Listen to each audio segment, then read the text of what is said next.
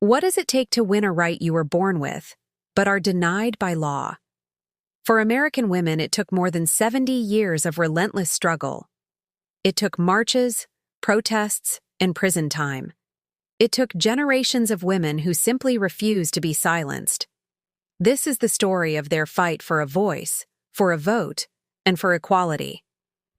Our story starts not on a battlefield, but in a small chapel in Seneca Falls, New York, during the summer of 1848. For 2 days, around 300 people gathered for the first-ever Women's Rights Convention. The organizer, a brilliant and fiery activist named Elizabeth Cady Stanton, was fed up. The Founding Fathers had declared that all men are created equal. But after nearly a century of American democracy, women were still second-class citizens, with no voice in the laws that governed their lives.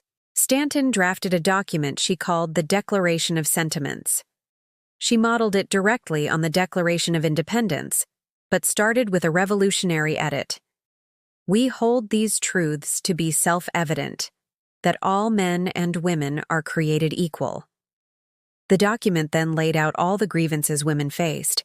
They couldn't own property, control their own wages, or get custody of their children in a divorce. But the most radical demand, the one that was almost too controversial to even include, was the call for women to have the right to vote. The idea was met with widespread ridicule. But for the 68 women and 32 men who signed the Declaration of Sentiments, a fire had been lit. The convention, and its bold demand for the vote, marked the official start of the organized women's suffrage movement in the United States. The early suffrage movement grew alongside another great fight for freedom, the abolitionist movement. Activists like Susan B. Anthony, a tireless organizer, and Sojourner Truth, a former slave whose powerful "Ain't I a Woman" speech challenged everyone's ideas about both race and gender, saw the two causes as one and the same. They formed alliances, believing in universal suffrage for all adults. But the end of the Civil War brought a painful split.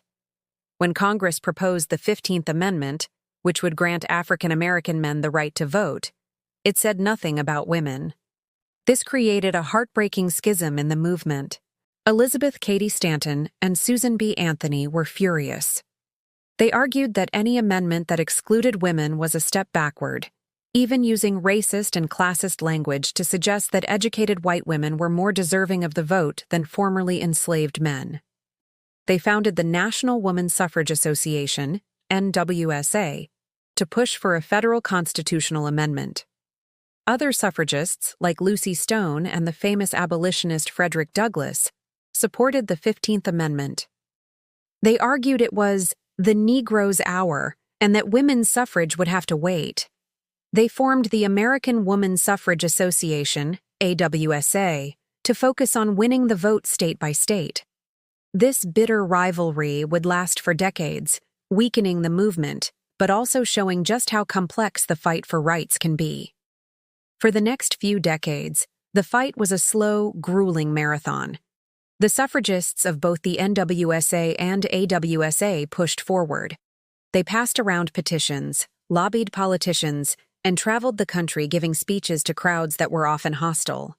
Susan B. Anthony became the face of the movement's defiance. In 1872, she and a group of other women decided to test the 14th Amendment's guarantee of citizenship by voting illegally in the presidential election. Sure enough, 2 weeks later, she was arrested. During her trial, the judge refused to let the jury deliberate and simply ordered them to find her guilty. When he asked if she had anything to say, Anthony unleashed a fiery speech, blasting the high-handed outrage upon my citizens' rights. She was fined $100, a penalty she famously never paid. Progress was slow. The first victories came out of the West. In 1869, Wyoming Territory granted women the right to vote, followed by Utah in 1870 and Colorado in 1893. These were huge wins, but for most of the country, the doors to the ballot box were still locked tight. In 1890, the two rival groups finally merged, forming the National American Woman Suffrage Association, NASA. hoping that unity would give them the strength they needed for the long road ahead. This period also saw the crucial, yet often overlooked work of African American suffragists. While the mainstream movement frequently excluded them, leaders like Mary Church Terrell and Ida B. Wells formed their own groups, like the National Association of Colored Women. They were fighting a two-front war, one for women's suffrage and another against the brutal racism that denied them and black men the very rights they were all promised. By the early 1900s, a new generation of leaders was getting impatient. One of them was Alice Paul, a young Quaker who had learned radical protest tactics in the militant British suffrage movement. She'd been arrested, gone on hunger strikes, and been brutally force-fed in English prisons. Paul believed the polite state-by-state lobbying of NASA just wasn't cutting it anymore. So, in 1913, on the eve of President Woodrow Wilson's inauguration, Paul and her colleague Lucy Burns organized a massive suffrage parade down Pennsylvania Avenue in Washington, D.C. It was a spectacle designed to grab headlines, and it worked. But the peaceful protest turned ugly when hostile crowds attacked the marchers, and the police did little to stop them. The event sparked a national scandal and put suffrage back in the spotlight. It also led to a final split. Alice Paul left NASA and formed the more radical National Woman's Party, NWP. Her strategy was simple and confrontational: hold the party in power, President Wilson's Democrats, responsible for failing to pass a federal suffrage amendment. In January 1917, Alice Paul and the NWP did something completely unprecedented. They started picketing the White House. Known as the Silent Sentinels, women stood at the gates day after day, holding banners with sharp questions like, "Mr. President, how long must women wait for liberty?" At first, they were tolerated. But when the U.S. entered World War I that April, the public's mood soured. The protests were seen as unpatriotic, and so the arrests began. Over the next 2 years, women were charged with obstructing traffic, fined, and sent to jail when they refused to pay. Conditions in the Occoquan workhouse in Virginia were horrific.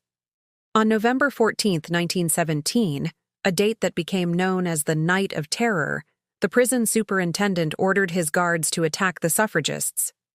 They were beaten, thrown into cells, and chained. Lucy Burns had her hands cuffed to the bars above her head and was forced to stand all night. When the women launched a hunger strike, they were violently force-fed. News of the abuse leaked to the press, creating a public outcry. The story of educated, often wealthy women being brutalized in prison shocked the nation and turned many against President Wilson, who had resisted their cause for so long. The political pressure was mounting. At the same time, women's crucial role in the war effort, working in factories and serving as nurses, made it much harder to deny them the rights of full citizenship. Finally, in January 1918, President Woodrow Wilson announced his support for the federal suffrage amendment, calling it a necessary war measure for a nation fighting for democracy. With the president's support, the tide began to turn. The House of Representatives passed the amendment, but it failed in the Senate, forcing the fight to continue. Then, in June 1919, after decades of being ignored, the 19th Amendment finally passed both the House and the Senate and was sent to the states for ratification. The suffragists needed 36 states to say yes. By the summer of 1920, they were just one state short. All eyes turned to Tennessee. The vote in the state legislature was deadlocked. The fate of suffrage for 26 million American women came down to a single vote from the youngest man in the room, 24-year-old Harry T. Burn. Burn was wearing a red rose in his lapel, the symbol of the anti-suffragists, and everyone expected him to vote no. But in his pocket, he had a letter from his mother, Feb. "Hurrah and vote for suffrage," she wrote. "Don't forget to be a good boy. Be a good boy." When his name was called, Harry Burn, listening to his mother, voted aye. The tie was broken. On August 26, 1920, the 19th Amendment was officially ratified. It was a monumental victory, the single largest expansion of voting rights in American history. But the legacy was complicated. While the amendment declared that the right to vote couldn't be denied on account of sex, it didn't remove the other barriers that kept so many people from the polls. For millions of African American women in the South, the promise of the 19th Amendment remained an empty one, blocked by poll taxes, literacy tests, and violence for another 45 years, until the Voting Rights Act of 1965. The fight for truly universal suffrage was far from over. The 70-year struggle for women's suffrage is more than a history lesson. It's a story about political strategy, relentless dedication, and the profound power of protest. It's a powerful reminder that rights are never just given. They have to be won. And it shows us that the fight for a more perfect democracy is a journey that never really ends.